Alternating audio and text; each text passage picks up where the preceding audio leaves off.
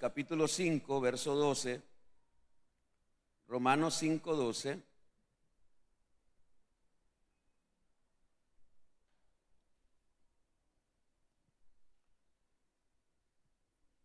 Y estamos compartiendo en cada Santa Cena lo que Jesús recuperó. Jesús recuperó lo que Adán perdió. La enseñanza está impresa para los hermanos que desean adquirirla. Creo que ahí ya hay todavía. Romanos 5:12 dice así. Si lo lee conmigo, dice: por tanto, como el pecado entró en el mundo por un hombre, y por el pecado, ¿qué vino? La muerte. Así la muerte pasó ¿a cuántos? A todos los hombres, por cuanto todos pecaron. Una vez más lo leemos, dice: por tanto, como el pecado entró en el mundo por un hombre, y por el pecado la muerte, así la muerte pasó a todos los hombres, por cuanto todos pecaron. Por el pecado de Adán vino la muerte espiritual, la muerte física y la muerte eterna. Vamos a estar hablando de 3 tipos de muerte. Hoy vamos a hablar solo de una. Si Dios lo permite, el próximo Santa Cena vamos a hablar de la muerte física y luego vamos a hablar de la muerte eterna. Hoy vamos a hablar de la muerte espiritual. ¿Qué es la muerte espiritual? Bueno, los primeros que sufrieron esa muerte fueron Adán y Eva, y lo acabamos de leer aquí. Por tanto, como el pecado entró en el mundo por un hombre, claro, aquí no dice por una mujer, aunque la mujer fue la primera en comer, ya eso lo hemos explicado. El Señor, a quien puso como cabeza, como responsable en el huerto, no fue a Eva. Por eso es que no dice aquí que el pecado entró por una mujer. No, Señor. El responsable era Adán. Él era la cabeza y todos los hombres debemos entender eso, que somos responsables en nuestros hogares de lo que pase bueno o pase malo. O lo bueno o lo malo que suceda, los hombres, los que entendemos que somos sacerdotes, que somos cabeza, no cabezones, cabeza del hogar, somos responsables, Señor. Somos responsables. Y entonces dice que el pecado entró en el mundo por un hombre. ¿Y el pecado qué trajo? La muerte. La primer muerte que el hombre experimenta es la muerte espiritual, Adán y Eva. Y lo vamos a leer en Génesis capítulo 2, versos 16 al 17. ¿Cuál fue la recomendación? ¿O cuál fue el mandamiento que el Señor Dios Todopoderoso le dio a Adán y a Eva? Dice así, Génesis capítulo 2, versos 16 y 17. Y mandó Jehová Dios al hombre diciendo: de todo árbol del huerto podrás comer, mas del árbol de la ciencia del bien y del mal no comerás, porque el día que de él comieres ciertamente morirás. Entonces, esa palabra morirás no era una muerte física instantánea, porque Adán y Eva no murieron instantáneamente físicamente, pero sí murieron espiritualmente. En el capítulo 3, versículos 23 y 24, después que el hombre comete el pecado y Dios viene a poner sentencia, entonces leemos en los versos 23 y 24 y dice: y lo sacó Jehová del huerto de Edén. Aquí viene, ¿qué es la muerte? Una separación. La muerte es una separación, señores. La muerte física es una separación del alma, y el espíritu se separan del cuerpo. Entonces aquí hay una separación. Dios se aparta del hombre por causa del pecado. Y dice, Génesis 3:23, y lo sacó Jehová del huerto de Edén para que labrase la tierra de que fue tomado. Echó pues fuera al hombre y puso al oriente del huerto de Edén querubines y una espada encendida que se revolvía por todos lados para guardar el camino del árbol de la vida. Ahí hay una separación. Bueno, pecaste, ya no puedes tener la misma comunión, dice Dios. Ya no podemos tener la misma relación que tenían al principio, donde Dios hablaba con Adán y Eva, donde Dios se manifestaba, porque no había pecado. Pero ahora que hay pecado, Dios no puede seguir teniendo ese mismo trato con el ser humano, porque el hombre ha desobedecido. Hay una separación. Esa es la muerte espiritual. Ahora, la muerte espiritual por el pecado de Adán pasó ¿a cuántos? A todos los hombres. Lo voy a volver a leer en el verso 12. Lo voy a volver a leer para que usted se dé cuenta que esto nos afectó a toda la raza humana. Dice, por tanto, como el pecado entró en el mundo por un hombre y por el pecado la muerte, ¿qué dice? Así la muerte pasó a todos los hombres por cuanto todos pecaron. Podemos leer también en Romanos 3:23. Romanos 3:23. Lo voy a leer en la versión, la que usamos siempre, la Reina Valera, y después lo voy a leer en otra versión que lo traigo en mi bosquejo. 3:23 dice, por cuanto todos pecaron y están destituidos de la gloria de Dios. Ahora se lo voy a leer en otra versión. Dice, puesto que todos pecaron y todos están privados de la gloria divina. Todos los seres humanos. Incluso David lo reconoció cuando David pecó contra Dios. En el Salmo 51, David dijo, en maldad fui concebido. ¿Verdad? Desde que se une un hombre y una mujer y la mujer queda embarazada, desde ese mismo instante el ser que quedó en el vientre ya viene marcado con el pecado, Señor. Entonces ya esto no nos podemos salvar ninguno. Todos los seres humanos nacemos muertos en pecado. Todo ser humano nace en pecado. Ahora, quiero poner un ejemplo o dos ejemplos. Quiero poner dos ejemplos de lo que es la muerte espiritual para que lo podamos entender mejor ahora. Eso fue lo que pasó con Adán y Eva. Dios se apartó de ellos.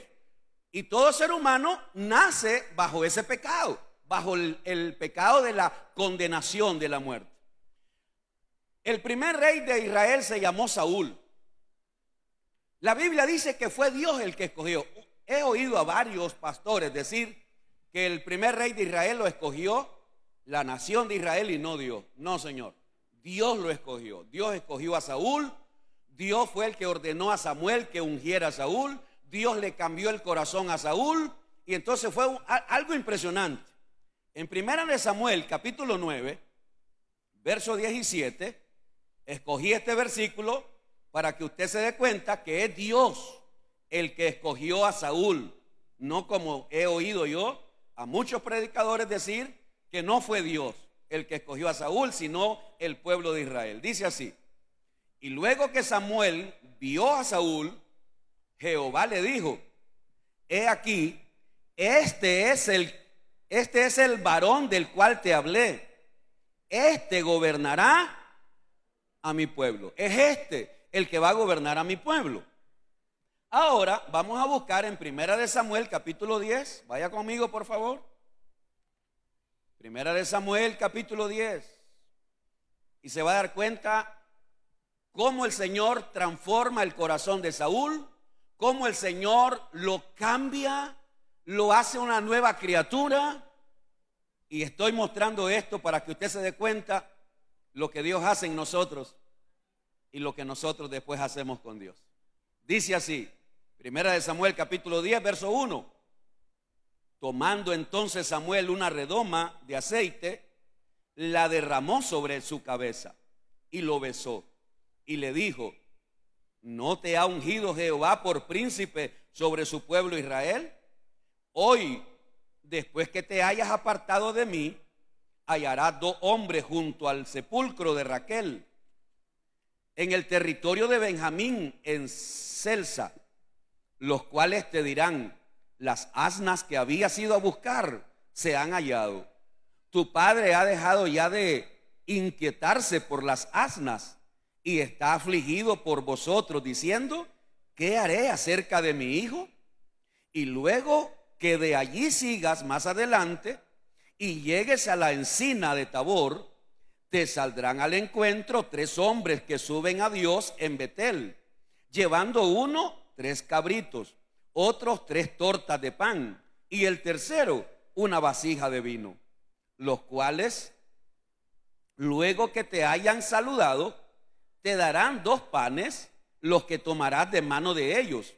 Después de esto llegarás al collado de Dios, donde está la guarnición de los filisteos, y cuando entres allá en la ciudad, encontrarás una compañía de profetas que descienden del lugar alto, y delante de ellos salteros, salterio, pandero, flauta, arpa, y ellos profetizando. Entonces el Espíritu de Jehová vendrá sobre ti con poder, y profetizarás con ellos, y serás mudado en otro hombre. Y cuando te hayan sucedido estas señales, haz lo que te viniere a la mano, porque Dios está contigo. Luego bajarás delante de mí a Gilgal. Entonces descenderé yo a ti para ofrecer holocaustos y sacrificar ofrendas de paz. Espera 7 días hasta que yo venga a ti y te enseñe lo que has de hacer. Aconteció luego que al volver él la espalda para apartarse de Samuel, le mudó Dios su corazón. Y todas estas señales acontecieron en aquel día. Versículo 10. Y cuando llegaron allá al collado, he aquí la compañía de los profetas que venía a encontrarse con él. ¿Qué dice? Y el Espíritu de Dios vino sobre él. ¿Con qué? Con poder, y profetizó entre ellos. Hasta ahí lo vamos a leer. Lo que quería que usted notara, qué impresionante es cuando Dios escoge a alguien, le hace un llamado, lo transforma. ¿Se dio cuenta cómo fue transformado Saúl? Dios le transformó su corazón. Dios lo cambió en una nueva criatura, en una nueva persona. Su corazón fue transformado, fue lleno del Espíritu Santo, comenzó a profetizar. ¿Qué quiere decir eso? Hablar palabras de Dios que solamente hablaban los profetas.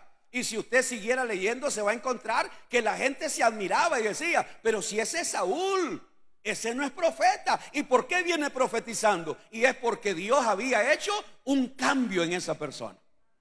Mis hermanos, no nos alegramos porque Dios ha hecho un cambio en nosotros también. Hay un cambio que está visible. Y aquí está este hombre transformado, está ungido, está lleno del poder de Dios para gobernar, para hacer una obra. Pero si usted se fija en el versículo 8, en todo lo que le dijo Samuel, le hizo una observación. Verso 8. Luego bajarás delante de mí a Gilgal. Entonces descenderé yo a ti para ofrecer holocaustos y sacrificar ofrendas de paz. Espera 7 días hasta que yo venga a ti y te enseñe lo que ha de hacer. En todo lo que Samuel le dijo: te va a pasar esto, te va a suceder lo otro, te vas a encontrar con estas personas, vas a hacer esto, Dios te va a transformar. Pero quiero que sepa que aquí no termina todo. Dios te va a seguir preparando, Dios va a seguir haciendo algo tremendo en tu vida. Así que en 7 días nos volvemos a encontrar. Nos vamos a ver en Gilgal. Allí me esperas 7 días, ni antes ni después. Me esperas porque yo, dice Samuel, yo voy a presentar una ofrenda y allí te voy a decir lo que Dios te mande a decir. Como no tengo el tiempo aquí para leerles, se lo puse en el bosquejo para que usted lo vaya a buscar en su casa. En el bosquejo lleva lecturas Le dice para leer en casa, 1 Samuel 13 del 5 al 14, 1 Samuel 15 del 1 al 23, 1 Samuel 22 del 6 al 23 y 1 Samuel capítulo 31. Ahí lo lleva en el bosquejo. Usted lo va a leer en su casa. Yo se lo voy a resumir. Llega el día séptimo. Saúl está en guerra, está peleando contra los filisteos. La gente que está con Saúl comienza a desertar porque los enemigos eran más que ellos. Y Saúl comienza a desesperarse, a angustiarse porque no viene Samuel y está quedando solo. Y toma una terrible decisión. Le dice a las personas que están con él: tráiganme el becerro, yo voy a presentar el holocausto porque Samuel no ha venido. Me dijo que va a venir el séptimo día y ya estoy quedando sin nadie y voy a presentar el sacrificio. Y Saúl se pone a hacer cosas que no tenía permitido. ¿Alguien comprende esto? Comienza a hacer cosas que Dios no le ha dicho porque él no es sacerdote. Saúl es rey, no es sacerdote. Él no tiene permitido presentar sacrificio. No, está usurpando un ministerio. Saúl degolla el animal, lo presenta, lo quema y hace lo que hace. Terminando de hacer eso, aparece Samuel. ¿Y qué hiciste?, le dice Samuel. Como vos no venías y estaba quedando solo, toda la gente se me está yendo, pues yo ofrecí y me esforcé por hacerlo. Locamente has hecho, le dice. La primer burrada de Saúl. Has hecho locamente. Te desesperaste. Ahora, si vamos comparando un poco, cuando uno comienza la vida cristiana, vienen los mayores apuros. Cuando uno comienza la vida cristiana, cuando uno comienza a servir al Señor, comienzan los momentos más difíciles. Cuando usted se dispone a servir al Señor, no espere que todo le va a salir bien. No, Señor, es cuando más obstáculo va a encontrar. Es cuando más presión en su casa, en su hogar, en su matrimonio va a haber. Cuando alguien se dispone a servir al Señor, hermano, las cosas no se ponen fáciles, se ponen más difíciles. Porque hay alguien que te quiere desanimar. Hay alguien que quiere que tú renuncies. Hay alguien que quiere que tú no sigas. Hay alguien que quiere destruirte. Hay alguien que quiere destruir tu ministerio. Hay alguien que quiere destruir tu llamado. Hay alguien que anda como león rugiente buscando a quién devorar. Y entonces ahí es donde comenzamos a tomar malas decisiones. Saúl tomó una pésima decisión y es lo que hace mucha gente cuando comienza a sentir la presión en el hogar, en el trabajo. Malas decisiones. Y entonces Samuel le dice: has cometido pecado. Y a Dios creo que se buscó a otro. Pasan los días y Dios le da otra oportunidad a Saúl. Y le dice Dios a Samuel: Samuel, ve a decirle a Saúl que vaya a los madianitas.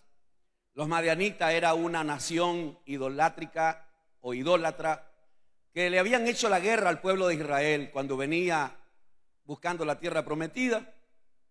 Y entonces le dice Dios a Samuel: dile a Saúl que vaya a los madianitas y los destruya a todos. Al rey, hombres, mujeres, niños, ancianos, vacas, ovejas, que quemen todo. Que no quede un solo madianita o amalecita. Si estoy perdido por ahí, usted lo descubre. Es uno de esos dos. Y entonces Saúl se va. Cuando la gente lee textos como eso, dicen: ¿y cómo es Dios tan malo que manda a destruir? Lo que pasa es que la gente no conoce a Dios. La gente no conoce a Dios y por eso juzgan, porque no entienden que Dios es santo, pero es justo. Y entonces solo queremos ver a un Dios amoroso, cariñoso, bondadoso, pero no queremos ver a un Dios que recompensa o que castiga o que reprende o que hace juicio, señores. Y Dios mandó a destruir esa nación. Saúl se va, asesina a los ejércitos, mata a un montón de gente, no mata al rey, lo lleva como trofeo. Las vacas gordas, las ovejas gordas, todo lo hermoso lo apartó a un lado y dice, esto lo voy a llevar de ofrenda al Señor. Y comienza a hacer las cosas a su manera. Oye, pero si Dios te dio, ¿qué es lo que vas a hacer? ¿Por qué estás haciendo las cosas a tu manera? Ah, es que es con esto yo voy a agradar a Dios. En la noche, una vez más Dios diciéndole a Samuel, Samuel, sí, Señor, me pesa haber puesto a Saúl por rey. No obedece. Y en la mañana se levanta Samuel a encontrarse con Saúl y oye balido de vacas y de ovejas y lo encuentra. Y entonces Saúl viene alegre y le dice, yo he cumplido con lo que Dios me mandó a hacer. Pero si cumpliste, ¿quién es ese que viene ahí? Es el rey. ¿Y qué es ese montón de vacas y bueyes y ganado? Lo traemos para ofrenda. ¿Acaso Dios se complace en las ofrendas o en los sacrificios? Dios se complace en la obediencia. La segunda burrada de Saúl.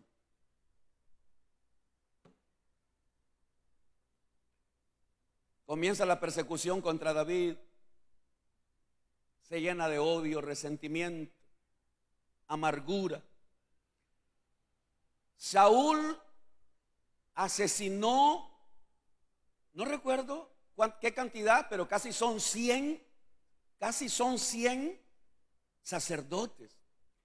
Porque David llegó allí y le dieron comida. Y los sacerdotes alimentaron a David cuando andaba huyendo. Y a Saúl le dijeron que los sacerdotes le habían dado de comer a David. Y llegó Saúl y los asesinó a todos, sacerdotes de Dios. El odio. Ahora Saúl anda buscando que Dios le hable. Y como Dios no le habla, busca una divina. Imagínate cómo va cayendo el hombre de Dios. ¿Sabe por qué te estoy diciendo esto? Para que usted se dé cuenta cómo aquel hombre que fue transformado comenzó a ¿qué? A caer, a caer y a caer. Y el problema más serio es que cuando uno está cayendo ni cuenta se da. Ese es el problema más serio. Que uno cree que está bien, que uno cree que va bien, que uno cree que Dios lo acepta, que uno cree, no, Señor. Entonces vamos a leer en 1 Samuel, capítulo 16, verso 1. Los otros textos usted los va a leer en su casita. Ahí lo lleva en su bosquejo. 1 Samuel 16, 1.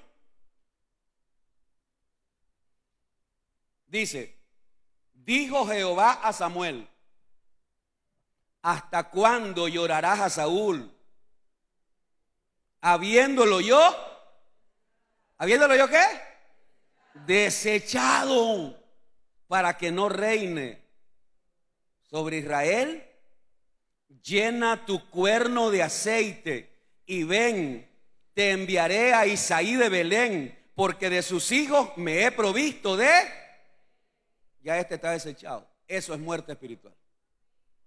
Esa es. Y te leí y te llevé allí para que te des cuenta lo que es la muerte espiritual. Un hombre cambiado, transformado, un hombre escogido por Dios, lleno del poder de Dios, pero su desobediencia, su dureza, su testarudez, alguien que está haciendo mal las cosas, pero él dice que lo está haciendo bien. El profeta le está diciendo, lo que estás haciendo está mal hecho, pero él insiste en creer que está bien. ¿Somos algo parecido nosotros? ¿Ah? Dios te está diciendo que lo que estás haciendo está mal, pero tú quieres seguir creyendo que está bien. Dios te está revelando que no está bien con Él, pero tú quieres seguir creyendo que está bien. Muerte espiritual, Dios se aparta. Versículo 14, 1 Samuel 16, verso 14. No solo Dios se apartó de Saúl, sino que mire lo que dice. El Espíritu de Jehová, ¿está conmigo? 1 Samuel 16, 14. ¿Qué dice? El Espíritu de Jehová, ¿qué dice? Se apartó de Saúl y le atormentaba un espíritu malo de parte de. No solo se aparta Dios, sino que ahora está siendo atormentado por demonios.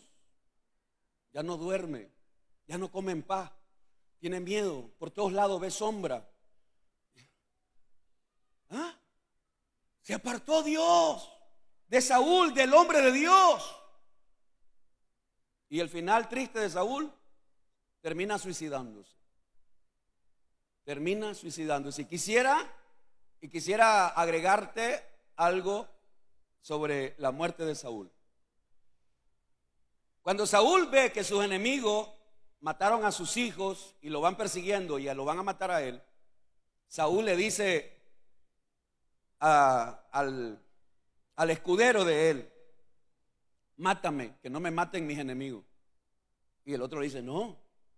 Entonces dice que Saúl se deja caer sobre su espada, pone su espada en el suelo y se deja caer y es traspasado por su espada.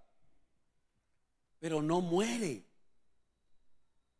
El hombre queda clavado en la espada, pero no muere. Y después que termina la guerra, pasa un hombre por ahí.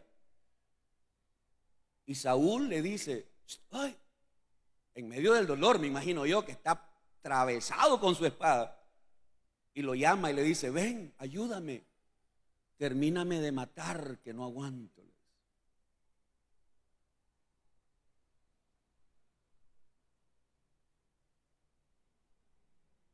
Y el hombre lo remata, pero antes de rematarlo le pregunta: ¿y tú quién eres? ¿Tú sabes quién era? Un amalecita. Yo espero que usted esté entendiendo lo que estoy tratando de decir. Si tú no terminas con tu enemigo va a terminar contigo. ¿A quién había mandado asesinar? Dios a los amalecitas, que no dejara ni uno vivo. Yo espero que usted entienda lo que trato de decirte. Aquello que usted no lo elimina de su vida, aquello que usted no quiere cortar de su vida, eso mismo te va a llevar a la condenación. Eso mismo te va a llevar al infierno, aquello que usted no quiere eliminar. Aquel enemigo que usted sabe que está allí con usted, aquel enemigo que usted sabe que puede ser una práctica, un vicio, una adicción, y usted no quiere asesinarlo.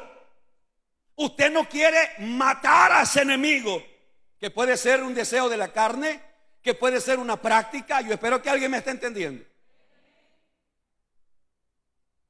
Saúl tuvo la oportunidad de asesinar a los enemigos de Dios, pero no lo hizo. Y el enemigo de Dios lo asesinó a él. Por eso cuando este joven, porque era un joven, llega donde David con la corona del rey, con el anillo del rey, y le dice al rey, David se le postra y le dice: rey, aquí te traigo la corona de Saúl y te traigo el anillo. Pero ¿cómo sabes vos que Saúl murió? Porque yo hice esto, le dice, porque yo lo rematé. ¿Sabe qué hizo David? Le dio un premio, lo mandó a matar. ¿Cómo es posible que no tuviste temor del varón de Dios, del ungido de Dios? ¿Usted me está entendiendo lo que trato de decirle? Un hombre cambiado, transformado, renovado, un hombre con un ministerio, termina condenado, termina suicidándose, termina aniquilado por su enemigo, porque no quiso hacer las cosas a la manera de Dios. El segundo ejemplo lo vamos a ver en Apocalipsis capítulo 3. Quisiera seguir hablando de Saúl, pero quiero ponerle el otro ejemplo en el Nuevo Testamento. En Apocalipsis capítulo 3 hay una iglesia llamada Sardis. La iglesia que estaba en Sardis. Me avisa cuando lo tenga. Apocalipsis capítulo 3, verso del 1 al 3. ¿Lo leemos? Todavía están aquí, ¿verdad, hermanos? Están despiertos, vivos y aprendiendo, ¿verdad? Apocalipsis 3, verso del 1 al 3. Escribe al ángel de la iglesia en Sardis. Ya sabe usted, ángel mensajero al pastor. Escribe al ángel de la iglesia en Sardis, el que tiene los 7 espíritus de Dios y las 7 estrellas, dice esto: yo conozco tus obras que tienes nombre de que vives. ¿Y qué dice? Y estás muerto. Sé vigilante y afirma las cosas que están para morir, porque no he hallado tus obras perfectas delante de Dios. Acuérdate pues de lo que has recibido y oído, y guárdalo. En otras palabras, hacelo, practicarlo, y arrepiéntete. Pues si no velas, si no cuidas, si no prestas atención, vendré sobre ti como ladrón y no sabrás a qué hora vendré sobre ti. Pregunto, ¿supo Saúl a qué hora Dios se apartó de él? No, ni siquiera se dio cuenta. Porque ni siquiera nos damos cuenta, señora, a la hora que el Espíritu de Dios se aparta de nosotros. Ahora, la iglesia de Sardis había sido una iglesia llena del Espíritu Santo, una iglesia llena del poder de Dios. Habían sido creyentes, fieles, obedientes, pero comenzaron a descuidarse, como nos pasa a todos. ¿O hay alguien aquí que es tan santo que nunca se descuida? ¿O será que hay alguien aquí tan perfecto que nunca comete errores? ¿O será que hay alguien aquí que es tan santo y perfecto que nunca se equivoca? No, señores, todos nos equivocamos. El asunto es seguir equivocado. Una cosa es que yo me equivoque, reconozco que me equivoqué, reconozco que tropecé, reconozco que la tanteé, pero me levanto, me sacudo y voy otra vez a seguir al Señor. El problema es que hay un montón de cristianos que se acomodaron en su caída. Se acomodaron al mundo, se acomodaron a las cosas mundanas, se acomodaron a vivir una vida desordenada, se acomodaron a hacer las cosas como ellos creen. Y entonces esa iglesia comenzó ¿a qué? A morir. Dios se comenzó a apartar de ellos. Pero esta iglesia todavía, el Señor le dice, hay algunas cosas que todavía no han muerto. En otras palabras, todavía tenés oportunidad. Todavía tenés oportunidad. Porque tienes nombre de que vives. ¿Qué te dice eso? Hermana, ¿usted cree que está viva? Pero delante de Dios, ¿sabe cómo está? ¿Cómo están, hermanas? Hermanitos ahora. Los hermanitos que estamos aquí, creemos que estamos vivos y que estamos bien, pero ¿cómo estamos? Ese es el asunto, que nadie quiere reconocerlo. Nadie quiere reconocer que en la manera que vivimos estamos muertos. Nuestra manera, nuestro mal testimonio, nuestra forma de vivir, ¿verdad? La amargura que llevo metida allá en el corazón, que no quiero apartarme de ella, no quiero sacármela porque me siento bien amargado, me siento bien amargada, porque la amargura me hace sentir con energía, porque me da fuerza la amargura. ¿Cómo es posible? ¿Ah? Y hay gente que ya se acostumbró a vivir amargado, que si no tiene amargura no vive bien. No, hermano, ¿y hasta dónde la iglesia del Señor está llegando? Tienes nombre de que vive. O sea, tú crees que estás bien, tú crees que estás vivo, pero estás muerto, estás separado de Dios. Dios se ha apartado de ti. Ni cuenta te diste el día que Dios se apartó.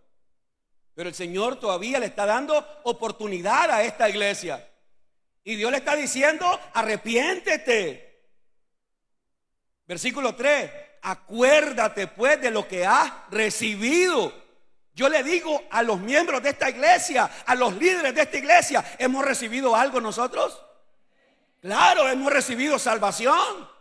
Hemos recibido el Espíritu Santo. Hemos recibido la palabra. Hemos recibido misericordia. Hemos recibido compasión. Hemos recibido el amor de Dios, hermano. Mi hermano Daniel decía en su oración, dándole gracias porque nos levantamos, porque vemos, porque podemos movernos. Pero realmente, ¿cuánta gente hoy ya no puede hacer eso? ¿Cuánta gente no puede hoy hacer eso? ¿Mm?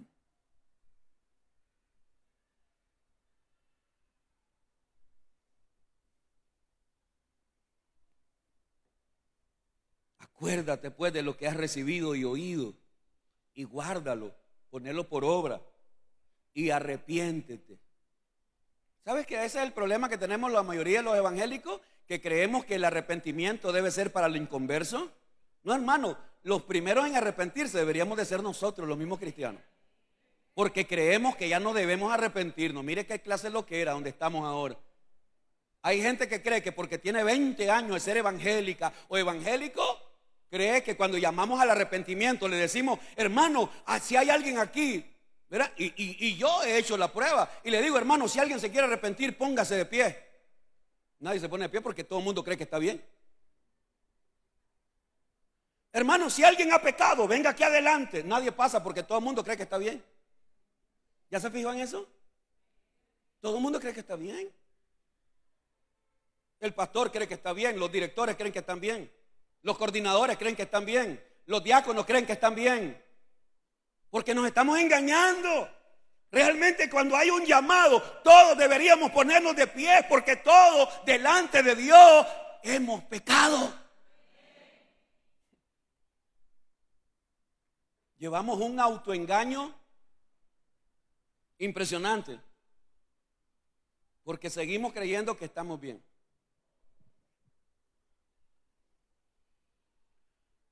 Toda persona que vuelve atrás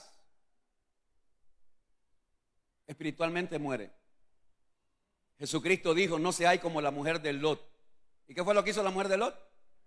Entonces el Señor estaba diciendo, si tú también miras hacia atrás, te vas a morir. Todo aquel que pone su mano en el arado y mira hacia atrás no es apto para entrar al reino de los cielos. Toda persona que puso su mano, el servicio, ¿qué representa el arado? Un servicio. El arado representa un llamado. El arado representa una obra. Y todo aquel que puso un día su mano en el arado y le dijo al Señor, Señor, te voy a servir. Pero hubo algo que le entretuvo y entonces la mirada fue cambiando, ya no era para adelante. Y ahora está viendo para otro lado y quiere seguir con la mano en el arado. Y ahora va viendo el mundo, va viendo la fiesta, va viendo las mujeres o los hombres o va viendo lo que sea. Pero apartó su mirada, puso su mano en el arado, pero ahora ya hace tiempo que la soltó, pero cree que va bien. ¿Qué es lo que dijo el apóstol Pedro? Que todo aquel que fue limpio de su pecado y vuelve atrás, ¿qué dice Pedro? ¿Qué dice la Biblia? Que es como un perro. Hermano, yo no quisiera ser grosero. De veras, cada domingo que me paro aquí le digo, Señor, quiero cambiar mi vocabulario. Para que no me sigan diciendo que esta iglesia es una iglesia solo donde vuelan cabezas. Porque esa es la fama que tengo yo. La fama que usted oye del pastor Jerónimo. Mejor llévate la cabeza ya en la mano, porque si la llevas puesta te la va a volar. Esa es la fama que tengo. Ya el pastor viene con las espadas desenvainadas y le viene volando las... No, hermano, de veras que no es algo que me guste, no es algo que yo sienta satisfacción decir cosas como esta. Pero ahí está en la Biblia, vaya. Y dice el apóstol Pedro que toda persona que después de haber conocido la verdad, después de haber tenido experiencia con el Espíritu Santo, después de haber servido a Dios y vuelve atrás, el apóstol Pedro dice que esas personas se vuelven como un perro, que vomitan, sacan lo podrido, lo que no les estaba cayendo bien, lo vomitan, pero después que lo vomitaron ya están libres. Y ahora, qué rico se ve. Eché el desayuno, pero ahora va el almuerzo. Y eso es asqueroso, ¿sí o no? Pero eso es lo que hacemos. Un amén hoy. Porque los demás no hacen nada de eso. Los demás, para nada, nunca han llegado a la estatura de perro. Bueno, si no somos perros, somos cochinas, chanchas, cerdas. Porque el que vuelve atrás es como una cerda que después de estar lavada, bañadita, perfumada, en cuanto le abren el corral, ¿para dónde va? A buscar el lodazal. ¿Alguien entiende que así somos? Ah, gloria a Dios, lo entendieron por fin. ¿Ah? Así somos, hermano. ¿Ah? En cuanto nos abre un poquito la puerta, ya vamos otra vez a lo mismo, al mismo pecado. ¿Se acuerdan ustedes lo que dijo el papá del hijo pródigo cuando su hijo regresó? ¿Y por qué tenía que hacer fiesta? Voy a hacer fiesta porque este hijo estaba perdido. Este hijo estaba muerto. Porque todo aquel que se aparta del camino del Señor muere espiritualmente. Yo espero que alguien comprenda eso. Todo el que vuelve atrás, todo el que vuelve al mundo, todo el que retrocede espiritualmente está muerto. Y si alguien no se ha ido al mundo, pero está aquí como pastor, como líder, como miembro de la iglesia, pero tú estás practicando el pecado, hermano, hermana, lamento decirte, tú estás muerto espiritualmente. Estás muerto porque estás practicando un pecado que Dios dice que no hay que hacerlo. Tu condición delante de Dios es muerto. Dios se apartó. Vuestros pecados, Isaías capítulo 59, versículo 2, dice: vuestros pecados han hecho una separación entre Dios y nosotros, hermano. Esa es la muerte espiritual. Cuando el Señor se aparta. El hijo pródigo tomó la decisión: no, yo me voy al mundo porque no me gusta en la casa de mi papá solo orden, mi papá todo quiere que lo hagan a como él quiere. No, yo me voy a vivir mi vida loca. Ah, ok, andate a vivir la vida loca. Yo me voy de esta iglesia porque aquí en esta iglesia muchos exigen, muchos dicen, el pastor mucho está mandando a la gente al infierno y solo habla de esto y solo de lo otro habla. Y el pastor como que no tiene otro mensaje, solo el mismo. No, hermano, es que cuando uno te ha chollado, solo allí te arde. Aló. Cuando alguien anda una cholladura, solo allí, ¿sí o no? Allí te arde, y a donde te rasques, el mismo dolor va a ser en el mismo lugar. Y entonces las personas, cuando están cholladas y la palabra los golpea, o la palabra los quema, o la palabra le echa un poquito de ácido para ver si así reaccionan, entonces dicen: no, es la palabra muy fuerte, muy dura, yo mejor me voy a ir a buscar una iglesia donde me hablen amor, amor y paz. Y parece broma, pero hay gente que se ha ido por eso. Y por eso yo tuve que hacer un compromiso serio y decirle a Dios: Señor, porque si alguien se va, yo no voy a cambiar mi manera de predicar. No. Me dijo un hermano una vez: el día que usted cambie su manera de predicar, yo me voy de esta iglesia.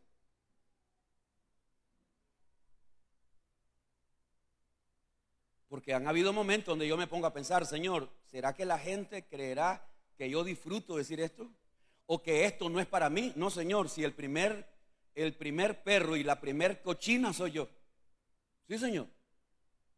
Si hay alguien que debe aplicarse esto, primero soy yo.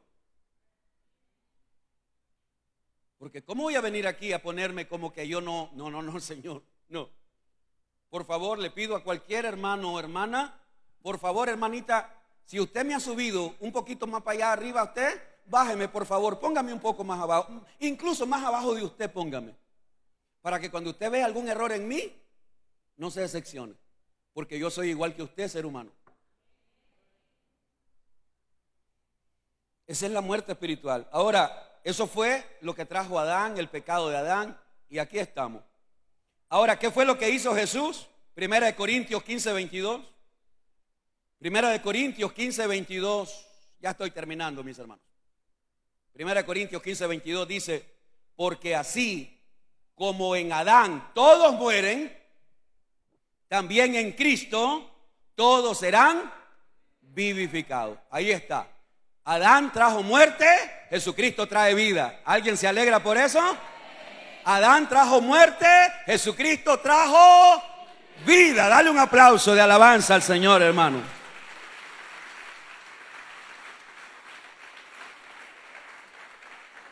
Primera de Juan 5:12. Me gustaría que todos lo repitiéramos ese versículo por lo menos unas 5 veces. Primera de Juan 5:12. Si me lo ponen ahí en la pantalla para que la gente, los hermanos, ahí está. Tal vez no lo logran ver todos, pero dice así: el que tiene al Hijo tiene la vida. El que no tiene al Hijo de Dios no tiene la vida. Otra vez, el que tiene al Hijo, ¿qué es lo que tiene? Tiene la vida. ¿Pero cuál vida? Primero, antes de la vida eterna, vida nueva. No se me vaya a la eterna, porque el primero usted tiene que tener vida nueva. ¿Alguien entiende? Entonces, no nos vayamos a la vida eterna. A la vida eterna la vamos a tocar cuando hablemos de la muerte eterna. Pero ahorita estamos hablando de una vida nueva. Porque eso es lo primero que el Señor quiere hacer con nosotros. Lo primero que quiere darnos es una vida nueva. Por eso es que la Biblia dice, y creo que este miércoles lo voy a tocar, Romanos capítulo 6, que vamos a Romanos 6, donde dice que aquellos que hemos sido bautizados en Cristo, hemos sido sepultados con Cristo y hemos resucitado con Cristo para comenzar una vida nueva. Eso es lo primero que el Señor quiere. Él no te va a dar una vida eterna si primero no hay una vida nueva. Por eso es que el Señor nos llama a quitarnos el vestido viejo y ponernos el vestido nuevo. Por eso es que el Señor nos llama a que haya una operación en nuestro corazón, para que sea quitado nuestro corazón de piedra y el Señor ponga un corazón de carne, hermano. Pero cuando en una persona que se llama cristiana o se autollama cristiana o cristiano y no hay nada nuevo, solo se cambió de una iglesia para otra, pero es la misma persona, no ha cambiado, no ha nacido de nuevo. Porque el que está en Cristo, nueva criatura es, las cosas viejas pasaron y todas son hechas nuevas. ¿Verdad que sí? Entonces yo no entiendo por qué nos engañamos. El que tiene al Hijo, tiene la vida. ¿Qué vida? Correcto, ahora sí, es una vida nueva, es un nuevo nacimiento. El que no tiene al Hijo de Dios, sigue muerto espiritualmente. Vamos a cerrar con Efesios capítulo 2. Vamos a Efesios 2, versículo del 1 al 5. Con esto cerramos. Gracias, Señor. Efesios capítulo 2, verso del 1 al 5. Con esto terminamos y celebramos la cena del Señor. Dice así Efesios capítulo 2, verso del 1 al 5. Y Él os dio vida a vosotros. ¿Alguien dice amén? Nos dio vida a nosotros cuando estabais muertos en vuestros delitos y pecados. Ahí está la muerte espiritual, porque estamos practicando el pecado, vivimos en pecado, nos deleitamos con el pecado, disfrutábamos del pecado, estábamos muertos en nuestros delitos y pecados, en los cuales anduvisteis. ¿Qué te dice eso? En el pasado. Anduvisteis en otro tiempo, siguiendo la corriente. ¿Qué es lo que seguíamos nosotros? Ahora, si alguien todavía sigue la corriente del mundo, entonces solo te digo, hoy tienes la oportunidad de arrepentirte, hoy tienes la oportunidad de nacer de nuevo, hoy. Pero si no, vas a seguir siguiendo la corriente de este mundo, en los cuales anduviste en otro tiempo, siguiendo la corriente de este mundo, conforme al príncipe de la potestad del aire, el espíritu que ahora opera en los hijos de desobediencia, entre los cuales también todos nosotros, ¿cuántos? Todos nosotros vivimos, diga conmigo, en otro tiempo. Vivimos en esto, ¿cómo? En otro tiempo, en los deseos de nuestra. Claro. Si yo le doy gusto a mi carne, yo no estuviera aquí. Si yo le quisiera dar gusto a mi carne, no, mejor no digo eso. Se me vino un mal pensamiento, pero el Señor reprende al diablo. Ay, Dios mío. Para que vea que de repente le vienen cosas feas a uno, hermano. ¿Ah? Si uno le diera gusto a su carne, ¿cuántas cosas haríamos? ¿Sí o no? ¿Cuántas cosas hiciéramos, Señor? Entre los cuales también todos nosotros vivimos en otro tiempo en los deseos de nuestra carne, haciendo la voluntad ¿de quién? ¿Usted sigue haciendo la voluntad de su carne? Usted está muerto espiritualmente. ¿Usted sigue haciendo lo que usted quiere? Usted está muerto espiritualmente. Haciendo la voluntad de la carne y de los pensamientos. Y éramos por naturaleza hijos de ira, lo mismo que los demás. Pero Dios, que es rico en misericordia, ¿alguien dice amén? Dígalo, Dios es rico ¿en qué? En misericordia, por su gran amor con que nos amó. Aún, dígalo, aún estando nosotros muertos en pecado, nos dio vida juntamente con Cristo. Por gracia sois salvos. Alguien alabe al Señor. Aleluya, aleluya, aleluya.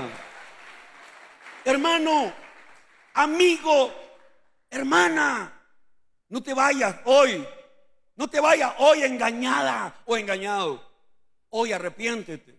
Hoy renuncia a tu pecado. Hoy reconoce tu pecado. No te sigas autoengañando. No lo hagas. Porque hoy estamos aquí vivos. Dentro de un ratito no sabemos. Hoy aquí está la oportunidad. Y todo el que quiera hoy ponerse a cuenta con Dios, hágalo ahí donde usted quiera, de pie o sentado. Pero vamos a orar, a pedirle a Dios que nos perdone, que reconocemos esta mañana nuestros pecados. Padre, hemos oído tu palabra y reconocemos, Señor, que lo que tu palabra dice es verdad, que lo que tu palabra nos enseña es realidad, Señor. Y tu palabra nos habla para que entendamos nuestros propios errores, para que entendamos nuestros pecados, para que entendamos nuestra rebeldía, para que entendamos nuestra ingratitud.